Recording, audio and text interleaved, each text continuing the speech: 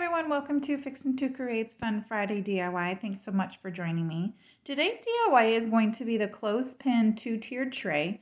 Most of these items are all found at the Dollar Tree. The items you're going to need are the burner covers that comes in a 2-pack, 3 packs plus 13, so 4 packs of clothespins, glue, paint, and any type of stand that you choose to use between your 2 layers. This is a technique that I'm going to go over that'll be my first attempt to do, or you can go ahead and paint them individually. So here we've got spray paint as well as a couple different tiers that you have options from the Dollar Tree. First off, when getting started, use your rubbing alcohol and wipe down all surfaces that are going to be paint to let them adhere better. This is the concept of what we're going to be accomplishing today, and this is in its raw form. These are the colors I chose for today's project. I'm going to be using 2 colors of chalk paint, an elephant and Emplaster, as well as the Rust-Oleum spray can that I happen to have on hand. In doing this project, I realized that I had 2 different colors, 2 different patterns of stands.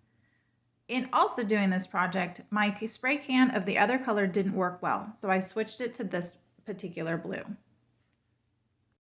While waiting for the outside paint to dry between layers, I went back inside and started on the clothespins. There's a couple techniques to use. We can go ahead and hand paint each of the clothespins or using the spray bottle with water and paint and a Ziploc bag. Adding a good amount of paint, not too much, some spray of water in the Ziploc bag, and there you have a little mixture. This is just going to take practice to figure out what consistency you want. Add a handful of clothespins. Make sure that it's nice and sealed tight, and then shake away, moving them all around. You may open it a couple times and spray a little bit more water, as I did throughout the process. You'll just find the consistency that you like. I did do this process in 3 different batches to make sure everything was nice and coated.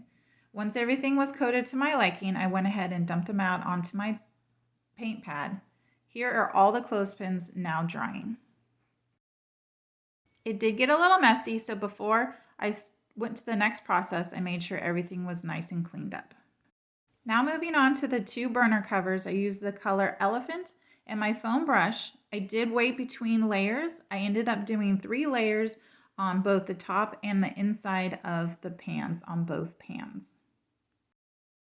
I had some of these little feet covers from the Dollar Tree from a prior purchase and added those to the bottom.